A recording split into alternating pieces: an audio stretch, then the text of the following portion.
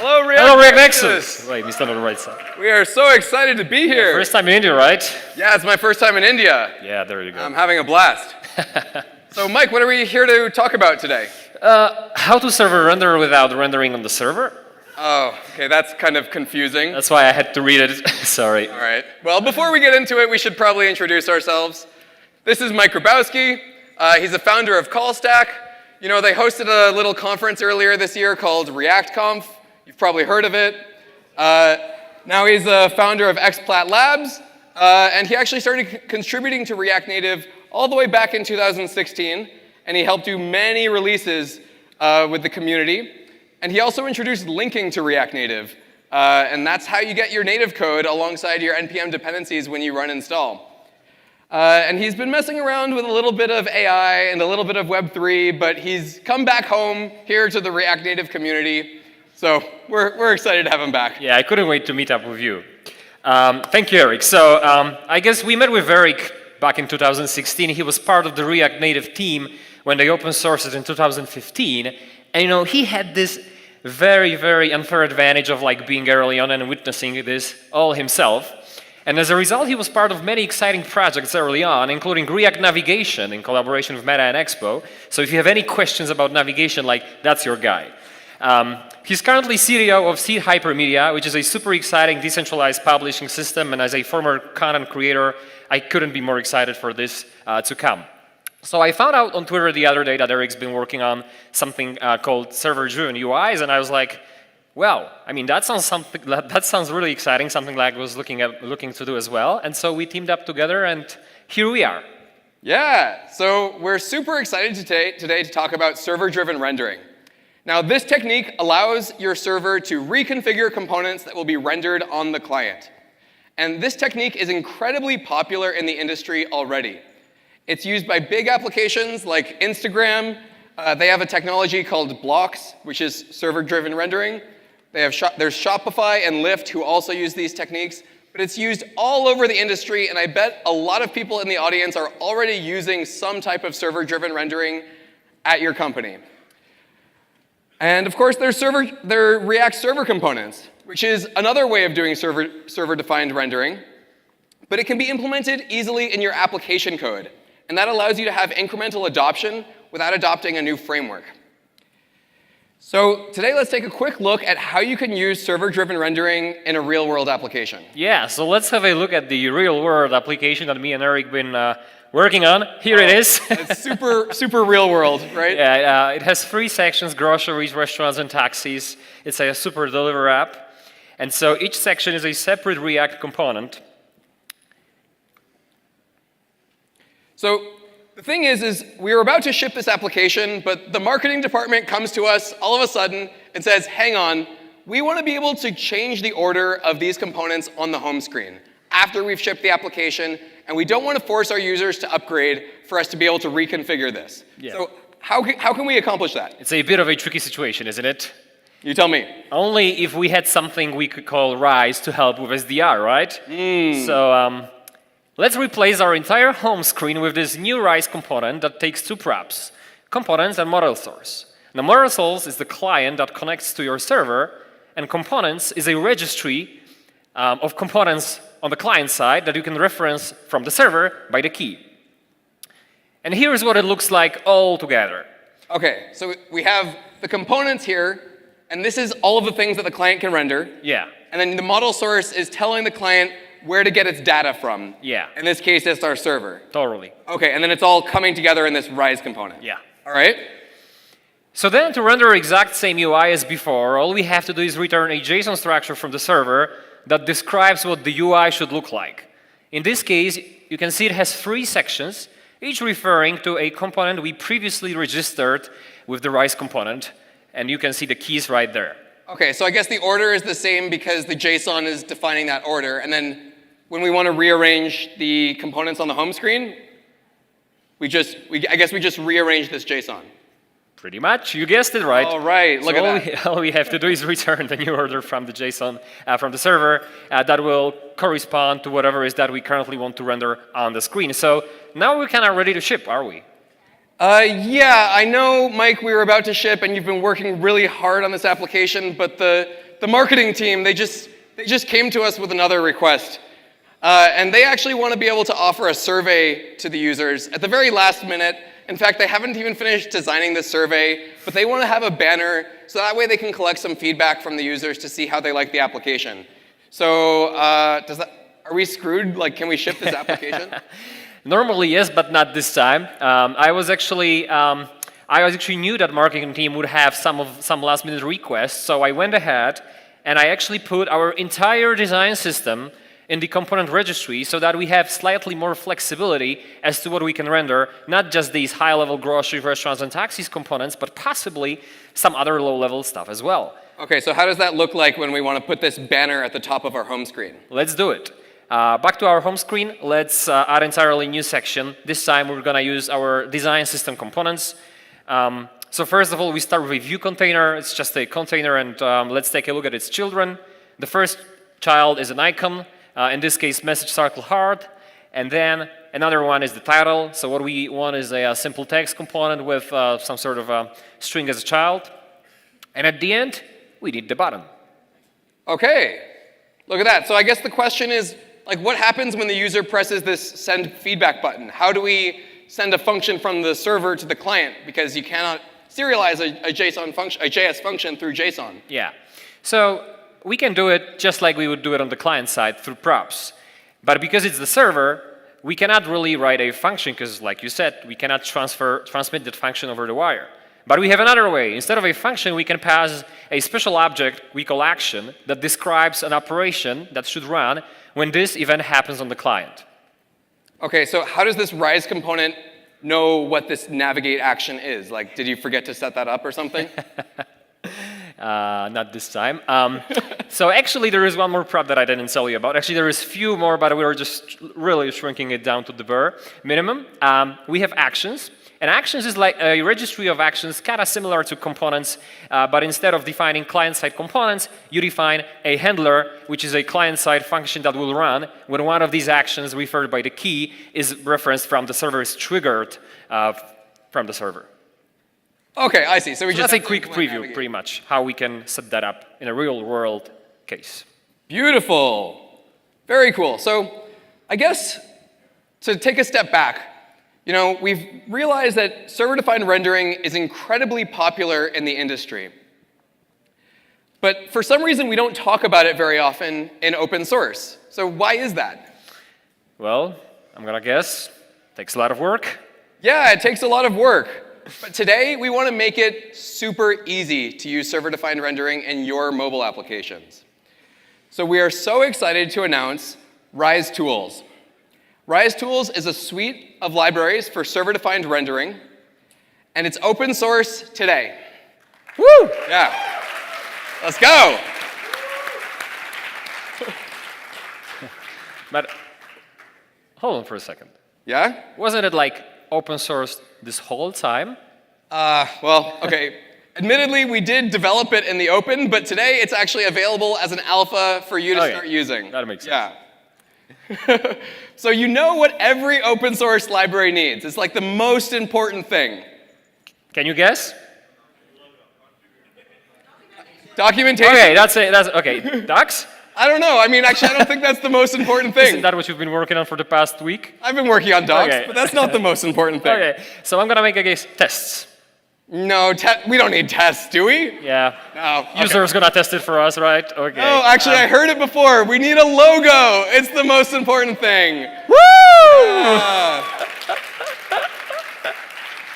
I think this is nice, but like, is this Times New Roman? It's pretty sick, isn't it? What year is this? 1993, 4. When I was like 5 years old and I was learning how to use computer, I was writing documents in Microsoft Office. That was my font, man. You know what? I think it needs to be more fun, right? All right. A little more fun? Let's make it more fun. Okay, that's better. I think it needs to be more ridiculous and even more loud. Can we make it vibey and just super ridiculous? I can already see it, so I'm going to say yes. All right, let's do it. Let's show them. Wow. Woo! Okay. Okay, this is not the final iteration, by the way. We got it. Like, how much time we have? Like 21 minutes. Yeah, we're just gonna get ready, you know. The rest of the talk. No, I think we just need to improve the atmosphere. Like, let's make it beautiful. There we go. Yeah. Okay. All right. Well, now that we've done the most important thing, what do we need? Yeah. Let's. It's not the reason we're standing here, of course. So, so what is other thing that every open source library needs? I guess we're gonna need everyone here to go start on GitHub, right? Yeah, we do need you guys to do it later, but it's not what I mean. Okay. Okay, we're not a real open source library until we have lots of like haters on Twitter who are trash mouthing it, right? Even though I agree, because that means the project gets popular. This is also not what I mean. What I mean is a live demo. All right, let's do it. Let's show them. Showtime. Okay. I'm learning all these shortcuts today, by the way, so I'll try. You've got this. Yeah. Okay, so here's showing our up. code. This is exactly what we were showing earlier, where there's the JSON rendering this view. But Mike, have you been developing this way? With like writing out this $ component? You've been typing this out?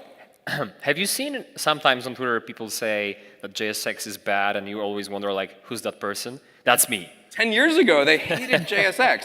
But this is a room full of React developers. Yeah, I guess we can do better than that, right? Okay, can we fix this? Hell yeah. Oh, check this out. So this is the real code that we're running here. Can we try like changing the title? Like, let's see if they love Rise tools. Can we change the title? Okay, wow, it changes instantly. Is that because we have like hot code reloading set up or something?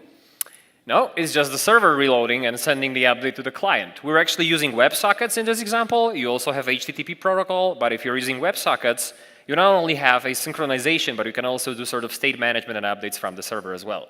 Beautiful. All right, and I'm familiar with like React components, but what are all these like tokens, and what is this theme where is this? The best component library in the world, Tamagui. Thank you, Nate, for that. Yeah, so this is Tamagui. So if you haven't used it yet, don't get confused with all the $signs. This is just the theme variables that we're referring to get this UI a bit more sort of production ready and cross-platform. No spoilers. So yeah, that's what it is. Okay, so we've got this button for send feedback, right? Yeah. So let's go ahead and click send feedback and show them our form. Oops. Mike, there's no form here. Yeah, looks But like. did we forget to implement it? Yeah. So you know, it's the marketing team's fault. They didn't give us the spec before we luckily we always are one step ahead. And so Navigate is not the only thing that we have built in for navigation. We also have a way to register dynamic screens. So not only you can ship dynamic UI later on or change the order, you can actually create entirely new stacks and flows later down the road. So I guess we can go and implement something here just to show it works. Okay, so yeah, even though this application is already in production, here you are writing a new screen for it. I'm just trying my best to not do any typos. Feedback. Yeah, you know, it would have been good to have like a backup video for this demo in case something went wrong, but... This is the first time I'm doing live coding in my life, and it's going good so far, but it's been only 1 minute, so that's probably why. Well, you're nailing it so far. So we're implementing this feedback UI screen, and here we're going to render a sort of Tamagui Y stack. It's a vertical stack of components. And we're rendering an H3, so a title that should show up. Yep. Okay, check that out. Nice.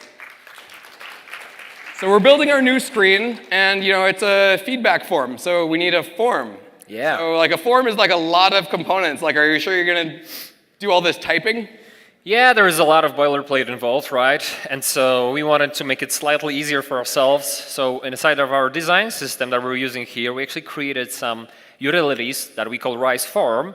It's a simple form that we use, and for every Tamagui component, such as input, text area, we have the same name with the field added to the end, which indicates it's a custom component. So each time you see us writing input field, that is our custom Rise form component. So we'll go ahead and start with Rise form, and then I'll create the.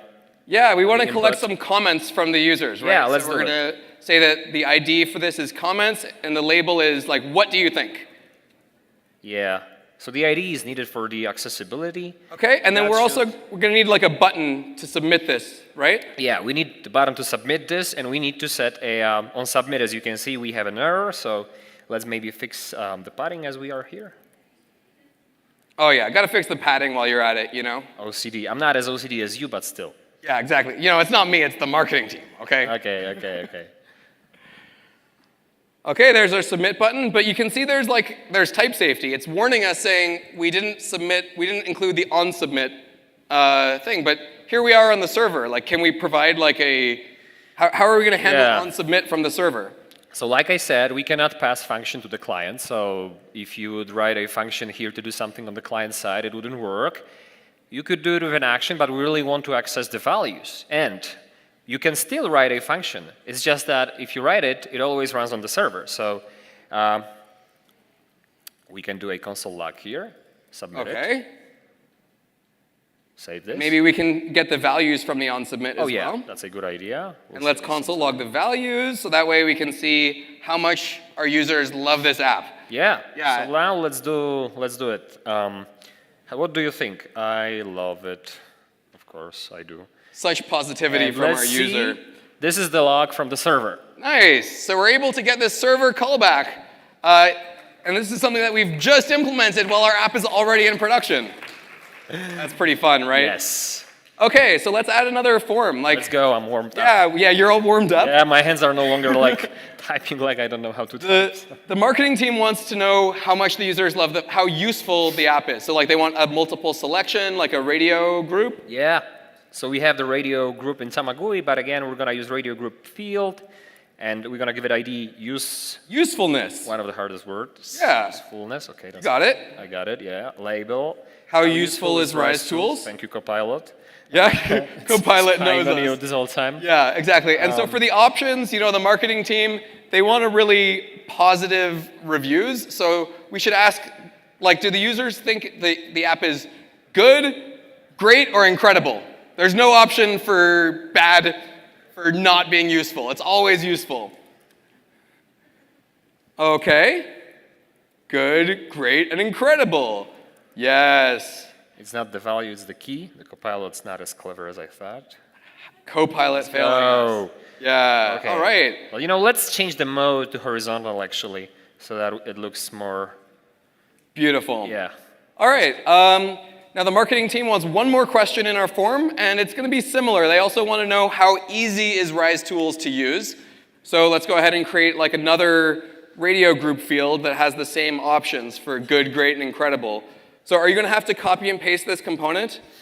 We could do it, because, you know, explicit is always better than implicit, but, you know, React is famous for being composable, and it's not just the client-side components we can refer to from the server. We can actually have server functions on the server, so server-defined components that will do something like, in this case, will help us write slightly more concise code. So let's write rating field. Okay. And we will give it ID and label, and then obviously type this. Wow, so this looks like it must be pretty familiar to React developers, but are we actually creating like a React component on the server? I don't know. The answer is no. This is a Rise component. So this is not a React component. This is not quite the same as React server components. Yeah, there are differences, yeah. So you can't use hooks in here, for example. This JSX is actually going to return the JSON that you were seeing earlier that goes over the wire. Okay, so how easy is it to use Rise? How easy it is? I told you I have problems with questions. How easy it is? How is it easy to use? It easy? How is it easy? Like, this was the only thing I always had problems when I was learning English, always failing tests when it comes to asking questions, you know? I think this is perfect. Okay. All right. Cool, so let's go ahead and use our form, submit, and we should see this from the server. Okay, but the server actually should respond with some behavior, right? We want to thank the users for loving our application so much. They seem to always love it, according to our options. And we also want to navigate them back to the home screen. Yeah. So what we can do is we can use actions for executing operations and other side effects. And in this case, a server function, in this case on submit handler, can not just console log values. I mean, it's pretty sick, but still, we can do better than that. You can return this response object with an action.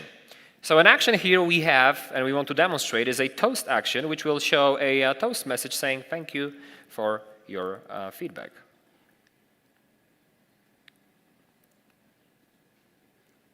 Okay. So we also want to send the user back to the home screen. Yeah, that's a good idea. We can change it to an array, and just like we have built in navigate action, we also have go back. So in this case.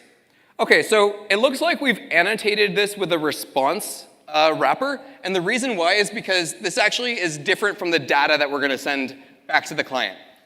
So that's what this response is doing. Otherwise, this would be available as an async response for the onSubmit prop. And it's called client side. And even though, and another reason is that at the end of the day, this is really just JSON. The JSX syntax here is just to make it easier for you. So response source code is essentially return an object. Action is return an object. Toast, navigate are also objects. Everything's an object. What a fun statement, but it is what it is. That's it. So Mike, the marketing team is happy. Yeah, woo! Can we give an applause to Mike for this amazing demo? And I remember all the shortcuts, man. Like, that's unbelievable. You got this. I got this. Yeah, so this is what it's like to add a feature to your production application, which is quite a cool new thing that we've managed to accomplish here. Yeah. All right, but I do have a question, actually, because when we tapped that button, we navigated away from the Rise component. So how were we able to see like this new screen? Like, is there something you didn't show me before? Were you being sneaky again? Yes. Yeah. You know me. Even though we were doing this for the first time. Navigate action has another property path, and if you're building your custom actions in the future, this is whatever your action needs. Navigate action needs a path. And this is the path that we're passing down to Rise component, which is yet another prop that I didn't tell you about, to render something different than the root URL from your server. So in case of our super deliver app that you just seen, what happens is we're pushing one React navigation screen to on top of another React navigation screen, and these are normal, regular React components without any magic, without any custom routing. All that happens inside is we get the path from the route params, like you can see here, and then we pass it down to Rise, and that's it. So using path as a lowest building block gives you a lot of different customization options and pretty much unlimited options as far as like how do you want to structure your navigation system. This is so cool. So now we have server-defined screens with dynamic routing. Totally. Okay, and that is a quick look at what it's like to use server components. And I hope you love this concept of server-defined rendering as much as we do. We hope you love Rise tools, and we hope you give us a star on GitHub. Wait. What? Wait a second. Hold on a second. Yeah? You forgot about the last minute changes that I did. Oh, yeah, exactly. We did, not the marketing team. There is one more thing. Oh, okay.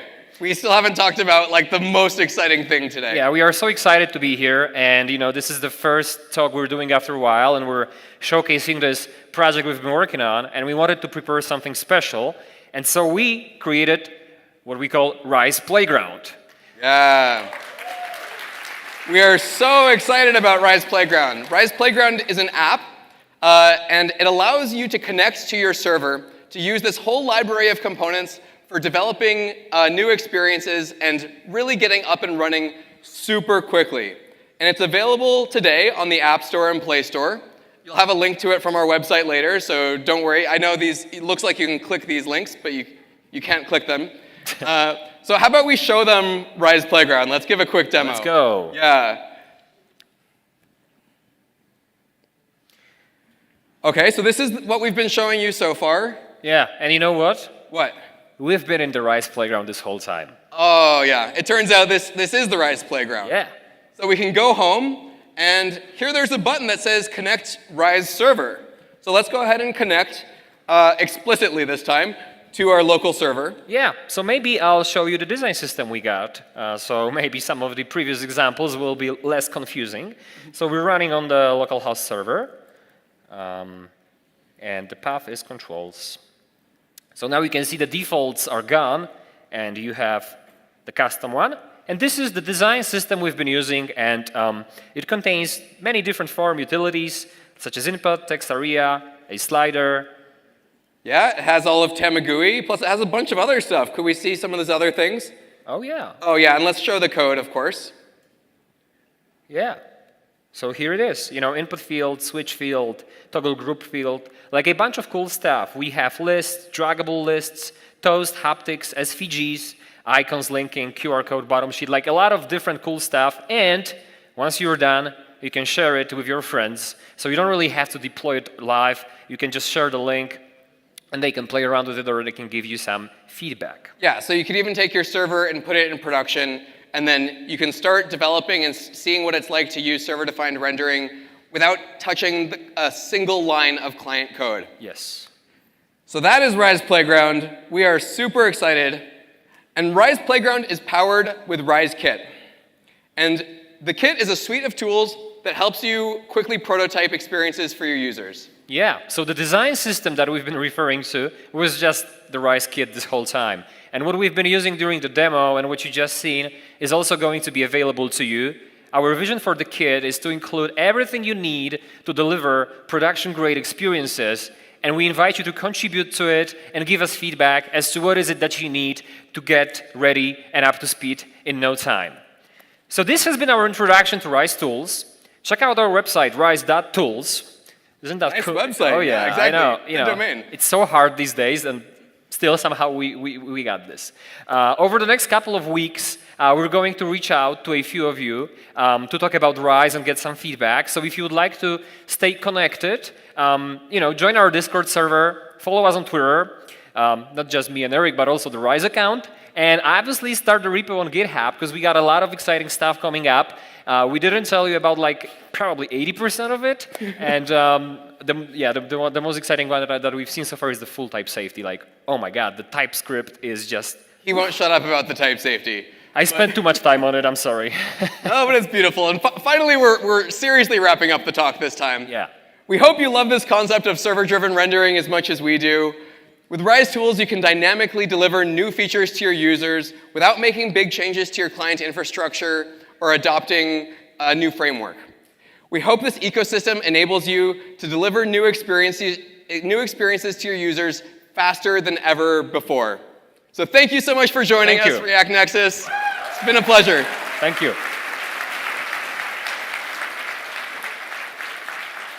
All right.